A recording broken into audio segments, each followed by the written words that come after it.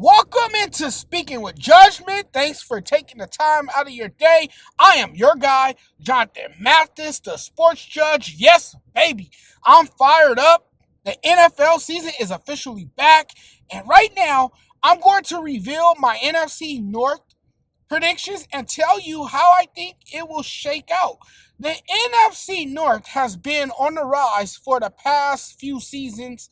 It turned out to be the NFL's toughest division last season, was by far the best division in football last year. That's a fact. The four teams combined for a 662 winning percentage, the highest for any division in league history. The Lions, Packers, Vikings, and Bears combined for a plus 384 scoring differential, the highest for any division in league history. The four teams representing the North combined for 45 wins. The AFC West was a distant second with 40 wins. Last year's historic regular season led to a disappointing postseason.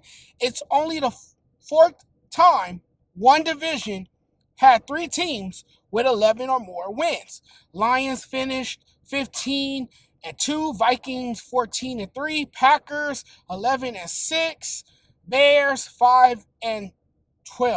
Two of those teams clinched the wild card spot. The Vikings and Packers. Detroit won the division. Chicago was the worst team and missed the playoffs. Now, as we turn the page to a new chapter, a new season, will the NFC North dominate again? Last season, it was just the overall feeling of surprise. I was surprised by it. I think we all had a feeling of the Lions are the stacked team. They run the North. It's their division to win and to run away with. The Vikings and Packers were like, wait a minute, hold on. We're here too. We're in this thing as well. It was a three-team race. It was the exact opposite of what I expected for sure. You sort of got a glimpse of what this year could look like. The Bears, as always, was more of a punchline. Fired their coach after the Thanksgiving Day clock debacle. People had jokes in their back pocket.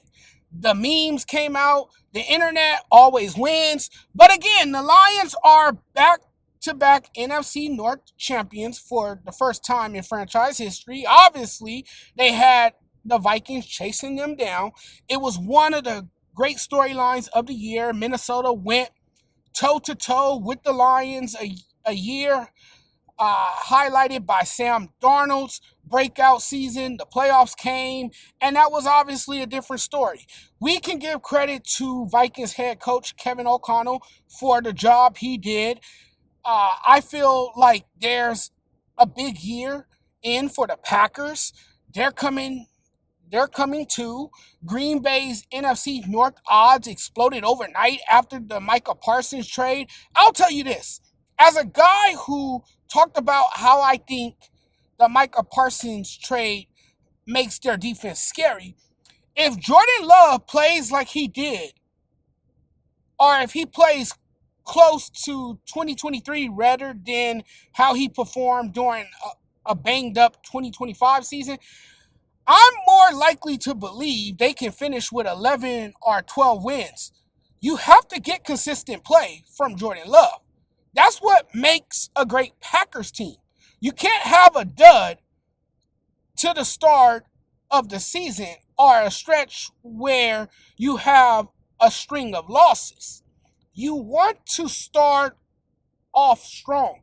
You know, chances are Matthew Golden, the guy you drafted in the first round in April, can be a true number one receiver that the offense lacked since Devontae Adams was traded.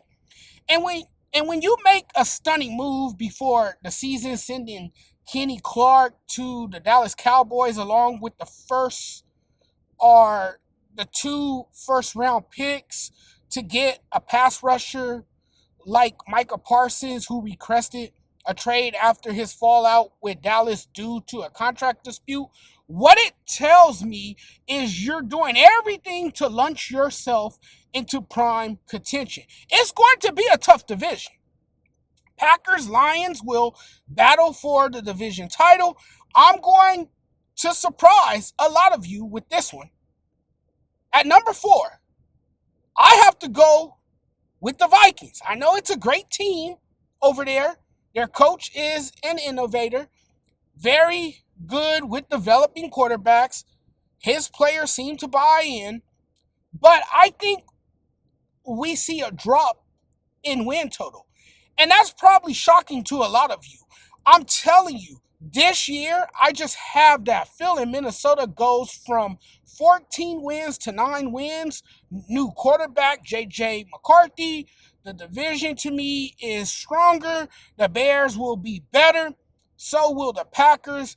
You kind of expect the Vikings to take a step back because of the overall quality of the division and how stacked these teams are. And this was a surprise team last year. And while last year was special, it wasn't, you know, it wasn't very sustainable, and I wasn't sure if it was going to be very sustainable. Sam Darnold was more of a bridge quarterback than he was awful in the postseason game. The offseason comes, he lands in Seattle. Now he's the quarterback there. Now I'm going to make this clear. The Vikings are not a bad team, just a last place team in a very strong and loaded division. That's how I feel about it. And to take a big swing on a young quarterback, I think it's a great decision for a team with a coach who usually puts his guys in a very good position to be successful. And one good thing that may have come from a bad situation with Sam Darnold gone is that we can see the birth of a new quarterback. So maybe O'Connell found his quarterback moving forward, but typically turning to a young quarterback involves growing pains and a step back for a quarterback. We've seen it. We've seen it, right? Like, we've seen young quarterbacks come in and have their moments where you're like, is he that guy? That's just part of it. You almost want to feel like J.J. McCarthy is going to have his moments, but as young as he is, you're inexperienced when it comes to actual in-game action. You missed all of last year. There will be some hiccups along the way. It's different, right? There's a sense of, the game will come much easier, and with a solid defense behind him, he doesn't have to be this elite quarterback or produce insane numbers. We love a great story, right? The great story last year was the Vikings were they were backed by a generationally good defense. It's hard to sustain that, even if the DC is Brian Flores. What he has done is genius in terms of his creative mindset to turn around Minnesota's defense. The magic behind the defense is Flores' elaborate disguises that keeps offenses guessing. Great team, wonderful coaching staff, but I think this year they take a step back. Coming in third for me, the Chicago Bears.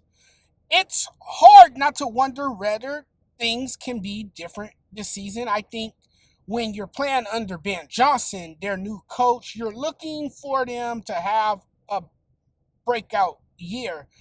The attention's on them, and it's just a lot of reason to be optimistic. And again, back to Caleb Williams. I'm not sure about him.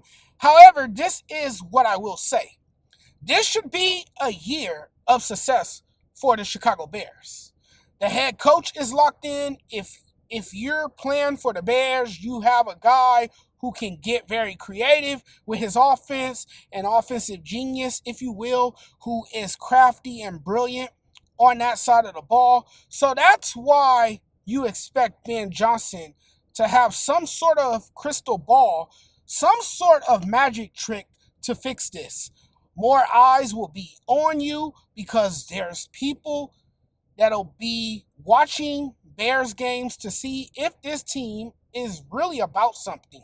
So you're thinking that just your overall odds improve because, I mean, you got to maybe look at what they did to the O line. And so you have a rebuilt O line with vets. This whole offense, with all the weapons around Caleb Williams and the fact that you have an elite wide receiver room and strong tight ends, I think this is the most talented group of skilled players the Bears have had in a long time. And the defense had a strong camp and is going to be solid. Colston Loveland moves like a veteran. Luther Burton flashing. For me, the thing that's most promising is skilled players making plays. I'm glad they're going to play a bunch of A-level games, some tough matchups. Good. They're going to be tested.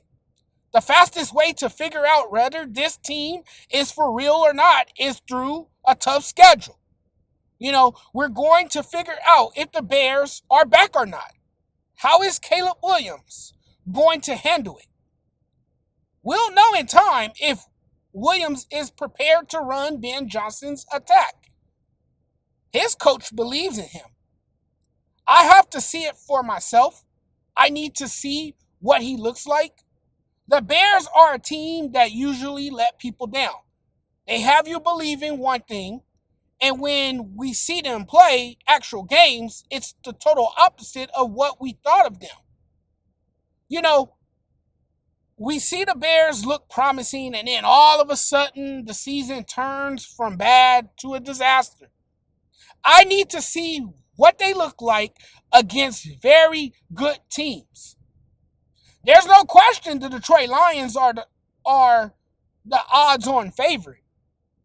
Can the Lions repeat as NFC North champs in 2025?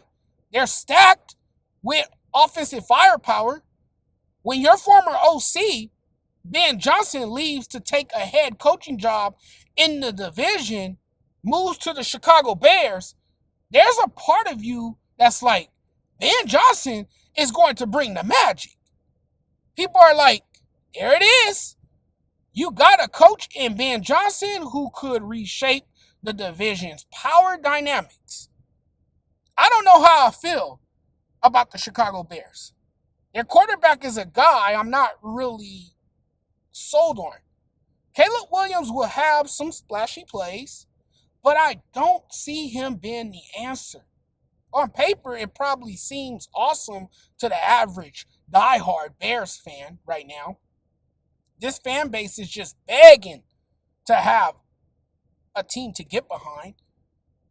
If you haven't noticed, folks in Chicago have been starved.